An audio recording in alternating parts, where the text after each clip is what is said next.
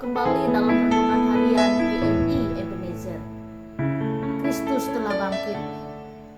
Dia bukan hanya memberi kemenangan, tetapi lewat kebangkitannya, Tuhan juga akan mengubah hidup kita, tubuh jasmani kita, menjadi tubuh yang penuh dengan kemuliaan. Kita berdoa.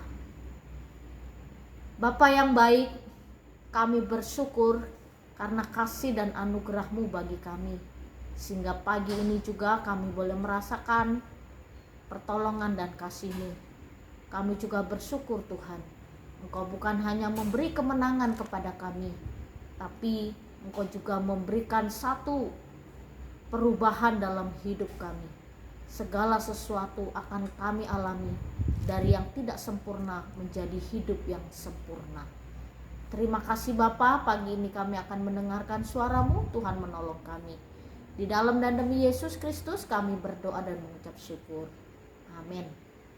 Pagi ini kita akan bersama-sama merenungkan satu tema firman Tuhan, kebangkitan tubuh.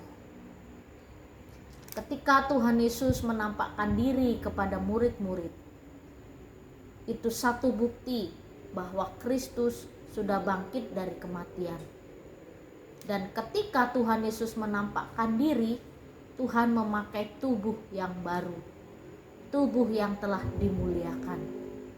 Bukan lagi tubuh yang dianiaya dan juga yang menjadi satu penderitaan yang sudah dia rasakan. Tubuh dia sudah diubah menjadi tubuh yang baru. Dan ketika Maria melihat Tuhan Yesus, Maria ingin memeluknya. Lalu Tuhan Yesus katakan, "Aku belum pergi kepada Bapa, jadi jangan memeluk aku." Lalu ini ada perubahan sebelum Tuhan Yesus mati dan sesudah Tuhan Yesus mengalami kematian. Sebelum Tuhan Yesus mengalami kematian, tubuh jasmaninya, murid-muridnya bisa bisa menyentuh, dan juga murid-murid bisa bersama-sama dengan Kristus. Tetapi sesudah Tuhan Yesus mati dan bangkit, tubuhnya adalah tubuh yang penuh dengan kemuliaan.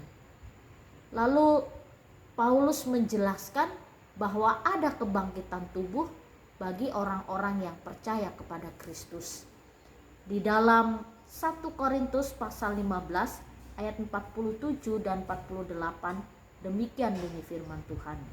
Manusia pertama berasal dari debu tanah dan bersifat jasmani.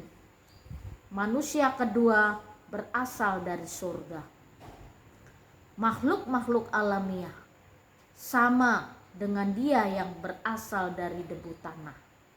Dan makhluk-makhluk surgawi sama dengan dia yang berasal dari surga. Tubuh kita ini secara jasmani yang diciptakan Tuhan dari debu tanah ini adalah manusia alamiah kita secara jasmani. Lalu Tuhan memberikan kita kehidupan. Ketika Tuhan menciptakan manusia, Tuhan menghembuskan nafas. Dan tubuh kita ini terbuat dari debu tanah. Inilah manusia alamiah kita. Lalu manusia yang Tuhan ciptakan ini akan mengalami satu perubahan.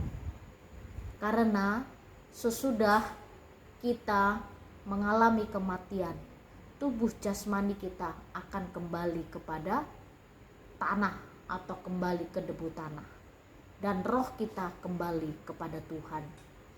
Lalu roh kita ini juga mengalami satu hal yang luar biasa, yaitu bukan hanya roh yang melayang-layang, tapi tubuh jasmaniah kita diubah menjadi tubuh yang rohaniah.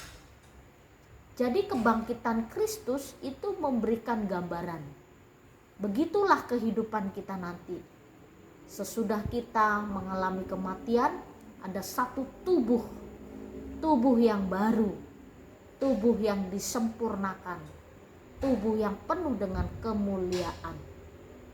Nah, sesudah Tuhan Yesus bangkit, tubuh yang sama, tapi tubuh yang penuh dengan kemuliaan.